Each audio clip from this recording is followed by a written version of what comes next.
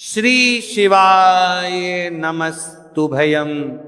दोस्तों, आप सभी लोग जानते हैं कि 1 नवंबर 2025 यानी शनिवार को पड़ रही है कार्तिक माह की देवउठनी एकादशी। और दोस्तों, यह वह तिथि है जो कार्तिक माह में पड़ने वाली सबसे बड़ी तिथि है, क्योंकि यह शनिवार एकादशी के दिन पड़ने वाली है।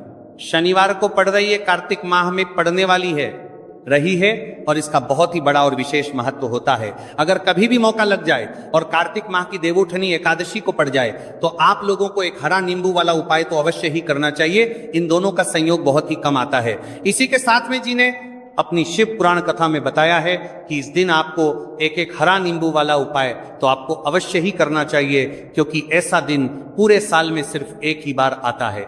और दोस्तों, आप सभी लोग जानते हो कि शनिवार का अगर सबसे बड़ा कोई उपाय है तो वहां एक हरा नींबू वाला उपाय। तो दोस्तों, कार्तिक माह की शनिवार एकादशी आप लोगों को इस एक हरा नींबू वाला उपाय को जरूर करना है। बहुत सारे लोग होंगे जिन लोगों ने इस उपाय को ना किया हो, मतलब पूरा साल निकल गया, उन्होंने किसी भी दिन इसे हरा नींबू वाला उपाय को ना किया हो। पर दोस्तों, आपके पास एक आखिरी मौका बचा हुआ है, जो कि 1 नवंबर 2025 कार्तिक माह की शनिवार एकादशी के दिन है। इस दिन आप लोगों को इस वाले उपाय एकादशी के दिन को जरूर कर लेना। भले ही आपने महीने भर इस उपाय को ना किया हो, पर अगर आपने इस कार्तिक माह के शनिवार एकादशी के दिन अगर इस वाले उपाय को कर लिया तो आपको इस उपाय को करने का वो फल मिलेगा जिसकी आपने कभी कल्पना भी नहीं करी होगी। इसीलिए आप लोग इस वाले उपाय को एक बार जरूर कर लेना है, ताकि आप लोगों के हाथ से यह मौका ना जा सके और आपको इस उपाय को करने का फल मिल सके। दोस्तों, ये उपाय पंडित जी ने दस्य महापुराण की कथा में बताया है, जिस उपाय को आज हम आपको बहुत अच्छे से ये मौका में लेकर, जिस उपाय को लेकर ये समझाने वाले हैं। इस वीडियो को देखने के बाद इस उपाय को समझने के लिए आपको कोई और वीडियो को देखने की जरूरत नहीं पड़ेगी। तो चलिए दोस्तों, उपाय को मैं करते हैं। देखिए, ये इस कार्तिक माह के शनिवार एकादशी के दिन ये इतना खास होता है, इतना महत्वपूर्ण होता है। देखा गया है कभी कभी बड़े बड़े पूजा पाठ अनुष्ठान से जो मनोकामना पूर्ण नहीं होते, वह कार्तिक माह की शनिवार एकादशी के दिन एक छोटे से उपाय करने से ही आपकी मनोकामना पूर्ण हो जाती है। और बहुत सारे लोगों ने इस उपाय को किया भी है और उनको इस उपाय को करने का फल भी जरूर मिला है। अगर आप लोग भी इस उपाय को करना चाहते हैं तो आप इस उपाय को पहले अच्छे से समझ लेना, सुन लेना, उसके बाद करना। आपको इस उपाय का फल जरूर मिलेगा।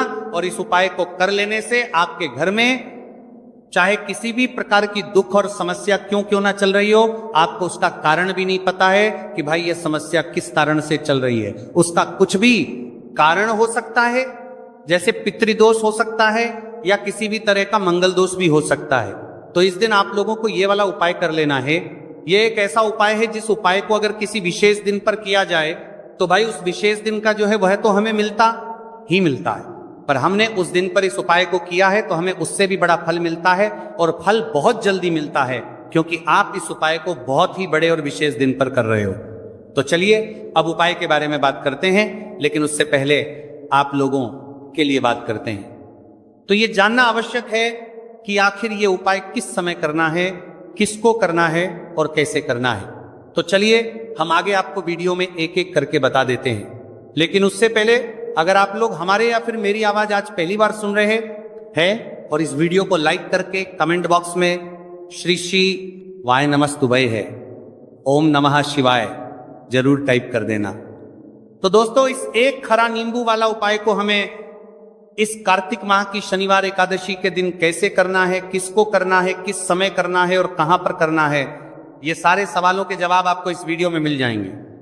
और जो ये वीडियो देखेगा भाई, उसको एक हरा नींबू वाला उपाय जरूर करना चाहिए, क्योंकि इस दिन तुलसी पत्ते का भी बहुत ही बड़ा और विशेष महत्व होता है। आ जाइए एक हरा नींबू वाला उपाय की, तो ये सोने पर सुहागा वाली बात हो जाती है और ये बहुत ही बड़ा उपाय हो जाता है इस कार्तिक माह के शनिवार का।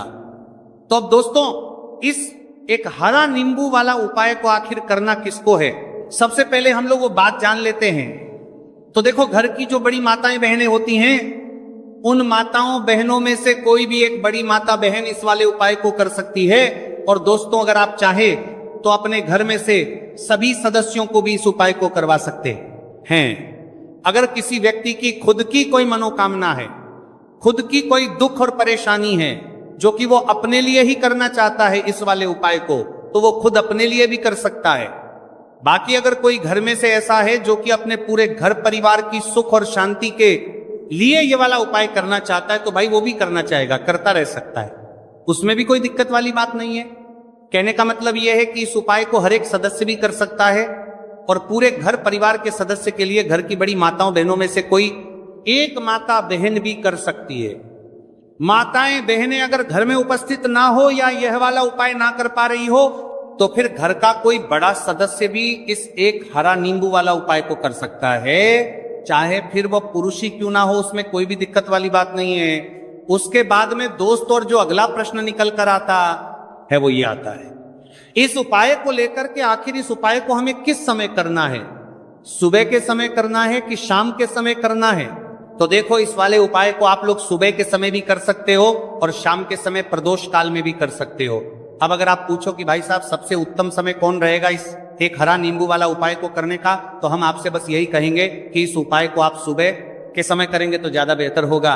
बाकी अगर प्रदोष काल शाम के समय भी करेंगे तो भी अच्छा होगा, उसमें कोई भी दिक्कत वाली बात नहीं है। तो अब दोस्तों, जो अगली सबसे बड़ी और महत्वपूर्ण बात आती है वो यह आती है कि सुबह अगर हम उपाय को करेंगे तो हमें कितने बजे से लेकर कितने बजे तक के बीच में करना है, और शाम के समय प्रदोष काल में करेंगे तो हमें कितने बजे से लेकर कितने बजे के बीच में करना है। तो देखो, सुबह जितनी जल्दी हो सके आप उपाय को करने की कोशिश करना। बाकी अगर किसी कारणवश लेट भी हो जाओ, थोड़ी देर भी हो जाए, तो 10 या 11:00 बजे तक भी आप उपाय कर लेना, पर 12:00 बजे से ज्यादा देरी ना हो। ठीक है, इस बात का ध्यान रखना। उसके बाद में दोस्तों, अगर शाम के समय प्रदोष काल की बात करें, प्रदोष काल का जो समय है होता है वह शाम के 6:00 बजे से शुरू हो जाता है। मतलब शाम के 6:00 बजे से लेकर 7:00 बजे के बीच का जो समय होता है, यह समय प्रदोष काल का समय होता है। तो आप इस उपाय को 7 या 8 बजे के बीच में भी कर सकते हो। मतलब शाम के 6:00 बजे से रात 8:00 बजे के बीच में आप कभी भी इस वाले उपाय को कर सकते हो, उसमें कोई भी दिक्कत वाली बात नहीं है। तो देखो दोस्तों, सबसे पहला उपाय देखिए आपको क्या करना है। तो एक हरे नींबू से आप अपने जीवन से 1000 क्या लाख क्या करोड़ों शत्रुओं का भी सफाया कर सकते हैं, और कभी भी आपके शत्रु आपके दुश्मन आपको पलट कर देखें यह भी नहीं। अगर आपने एक हरे नींबू से छोटा सा उपाय कर लिया, तो जो लोग अपने जीवन में शत्रुओं से दुश्मनों से बहुत परेशान हो चुके हैं, या जिन लोगों के ऊपर शत्रु बहुत कुछ किया कराया करवा रहे हैं, तो ऐसा समझ लीजिए कि जो भी बंधनवार क्रियाएं आपके जो भी पृथ्वी पर प्रचंड करती है, ऐसे आपके जो भी बंधनवार क्रियाएं, वो जो भी बंधनवार शत्रु ने करवा रखी होंगी, आपके दुश्मन ने करवा रखी होंगी किसी भी तरह से, अगर आपके दुश्मन आपको नुकसान करना चाहते हैं, आपको हानि पहुंचाना चाहते हैं, या किसी भी तरह से आपको परेशान कर रहे हैं, कोई भी दुख कोई कष्ट आपको दे रहे हैं, किसी भी आपकी संपत्ति पर, आपके व्यापार पर, आपकी दुकान पर उनकी बुरी नजर है, कुछ हड़पने की कोशिश कर रहे हैं, तो समझ लीजिए कि एक हरा नींबू लेकर बहुत छोटा सा उपाय आप करेंगे, और जो शत्रु आपको अपनी ताकत दिखा रहे हैं, आज आपको परेशान कर रहे हैं, उनकी संपत्ति करी कर रहे हैं, जब परेशान कर रहे हैं कि बार कर रहे हैं, उनकी शत्रुओं की सारी अकड़ निकल जाए, एक हरे नींबू के उपाय को अगर आप सही तरीके से कर लेते हैं, तो देखिए उपाय पूरा समझिए, सही से समझ के उपाय करेंगे तो 101% ये उपाय काम करता है। और जो भी आपके दुश्मन हैं या जो भी आपके शत्रु हैं, उनका सफाया पूरी तरह से हो जाता है। तो इस उपाय को आप किसी भी दिन कर सकते हैं। दूसरी चीज, स्त्री पुरुष कोई भी इस उपाय को कर सकता है। ऐसा उपाय आज की वीडियो में लाए हैं जिसमें आपके कोई पैसे खर्च नहीं होने वाले, सिर्फ आपको एक नींबू से उपाय करना है। अब ये हरा नींबू ही है जो आपके जीवन से शत्रुओं का पूरी तरह सफाया कर देगा, और कभी भी दुश्मन और शत्रु आपको परेशान नहीं कर पाएंगे। चाहे शत्रु और दुश्मन कितने भी पावरफुल हो, कितने भी ताकतवर क्यों ना हो, फिर भी आपका बाल बांका नहीं कर सकते। मतलब कितनी भी कोशिश कर ले, लेकिन फिर भी आपका कुछ नहीं बिगाड़ और पाएंगे। तो चलिए बात कर लेते हैं उपाय की। उपाय किस तरह से आपको करना है, तो देखिए सबसे पहले तो आपको इसमें हरा नींबू लेना है, ये ठीक है ना। अब ये उपाय गुप्त शत्रुओं के लिए भी है और उस दुश्मन के लिए भी है जो सामने से आप पर वार कर रहा है, आपको किसी भी तरह की धमकी दे रहा है, कोई नुकसान आपका कर रहा है, वो शत्रु भी परास्त हो जाएगा। और जो आपके पीठ पीछे आपका बुरा कर रहे हैं। क्योंकि देखिए, जो गुप्त शत्रु होते हैं ना, इनका ना तो हमें नाम पता होता है, ना इनका एड्रेस पता होता है, ना ये पता होता है कि कितने शत्रु हैं, है ना। क्योंकि ये तो गुप्त तरीके से शत्रुता करते हैं, और गुप्त शत्रु के बारे में किसी को कुछ पता नहीं चल पाता है। बहुत कम लोग होते हैं जान जाते हैं कि यहां किसी ने कुछ करवा रखा है, फिर भी ये नहीं जान पाते हैं कि कौन व्यक्ति है जो ऐसा करवा रहा है ना। ये बहुत मुश्किल है पता करना। लेकिन अगर आपको आपके दुश्मन का नाम नहीं पता, आपका दुश्मन कहां रहता है ये भी नहीं पता, कौन आपसे शत्रुता कर रहा है ये भी नहीं पता, फिर भी ये उपाय आप करिए।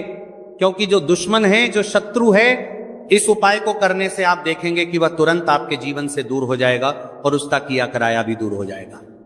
जो भी आपके ऊपर करवा रखा होगा, आपके व्यापार पर करवा रखा होगा, क्योंकि बहुत सारी उच्चाटन और बंधन बार की क्रियाएं हैं जो लोग करवा देते हैं।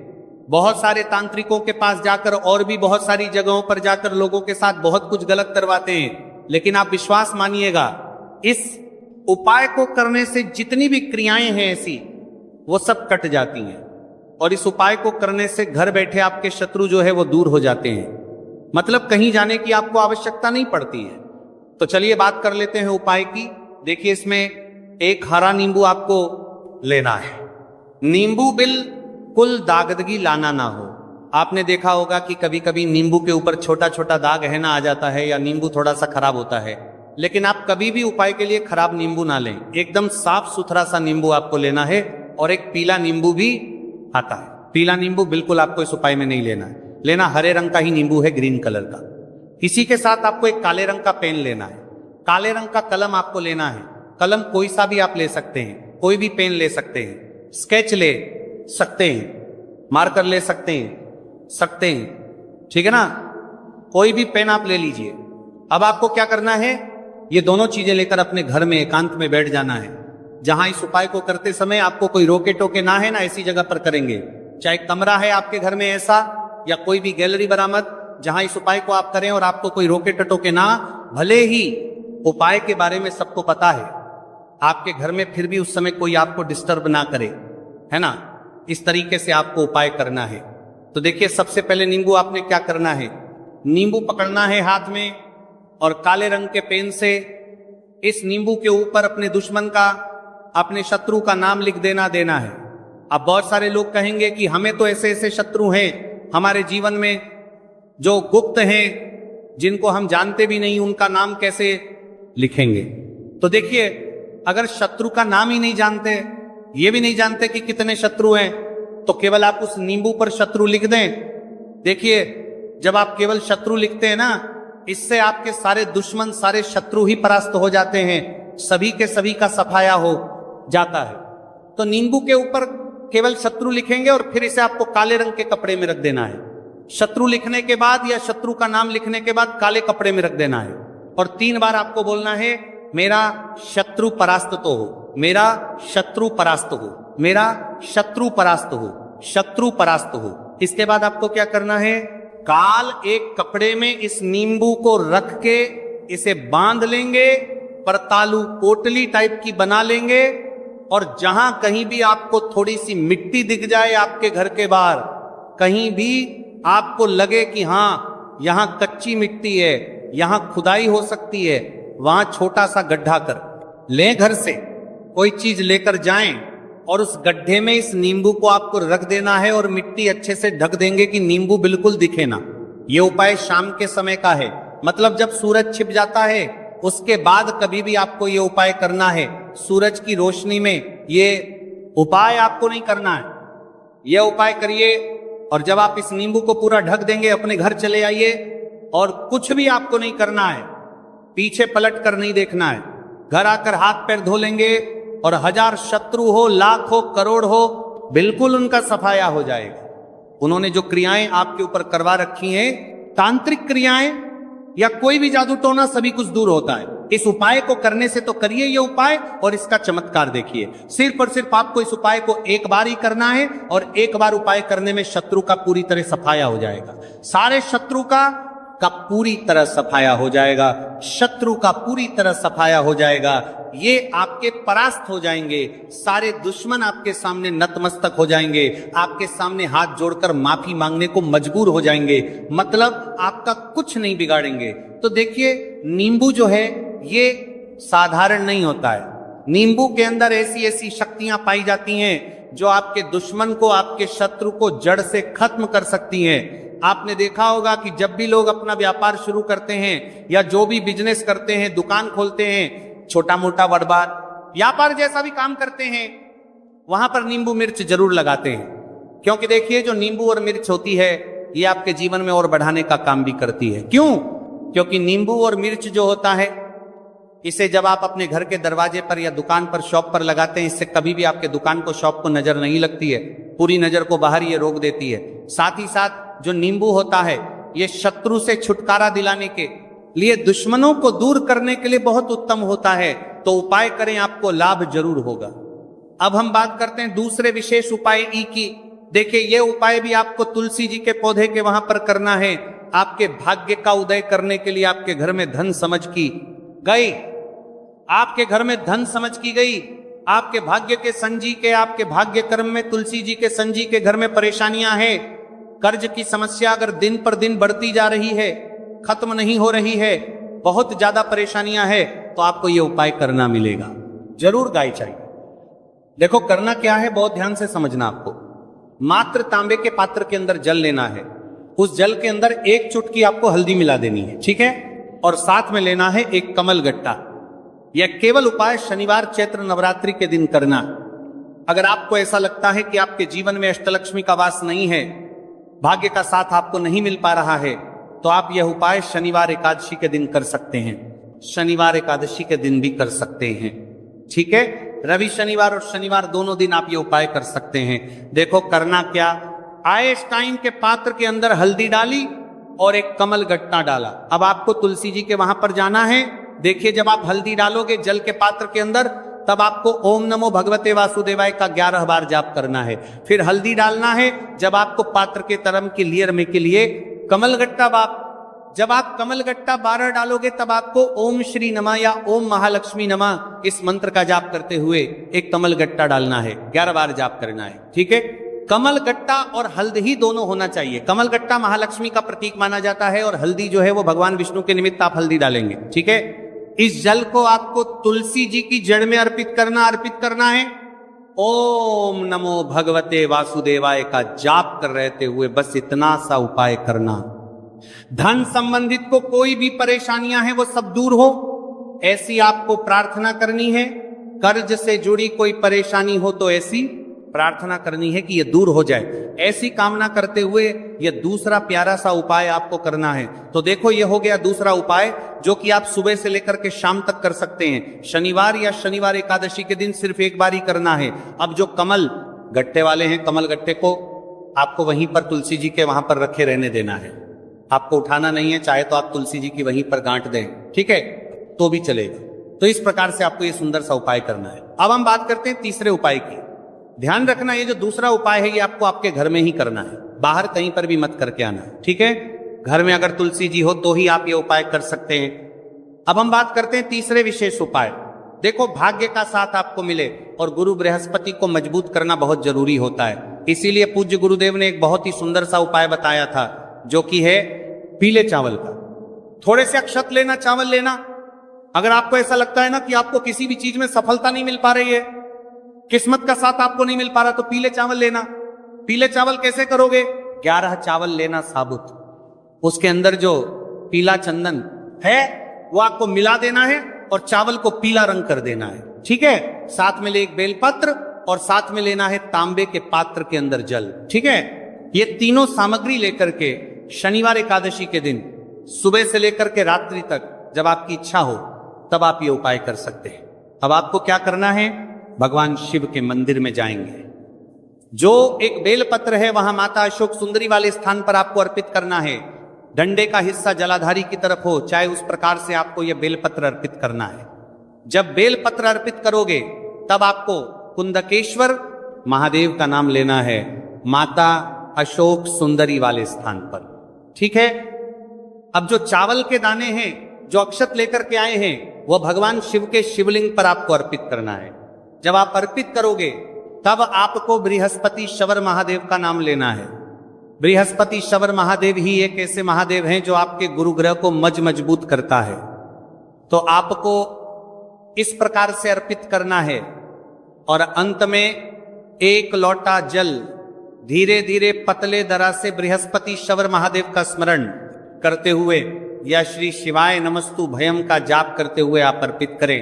यह मात्र केवल और केवल शनिवार एकादशी के दिन किया जाता है और यह उपाय बहुत ही ज्यादा प्रभावशाली है। ध्यान रखना, हल्दी का उपयोग मत करना, चावल में पीला करना है। चावल को तो पीला चंदन ही होना चाहिए, ठीक है। अब ये जो उपाय जो भी करता है, निश्चित तौर पर उसके जीवन के सारे अंधकार दूर होते ही होते हैं, उसको सफलता भी मिलती है, बृहस्पति मजबूत होते हैं, किस्मत का साथ उसको मिलने लगता है। यह उपाय अगर आप प्रदोष काल के समय करते हैं तो और लाभकारी सिद्ध होता है। तो दोस्तों, ये थे पूज्य गुरु जी द्वारा बताए गए कुछ बहुत ही खास उपाय। अगर आपको जानकारी अच्छी लगी हो तो वीडियो लाइक करिएगा। मिलते हैं फिर एक नए वीडियो के साथ। श्री शिवाय नमस्तु भयम।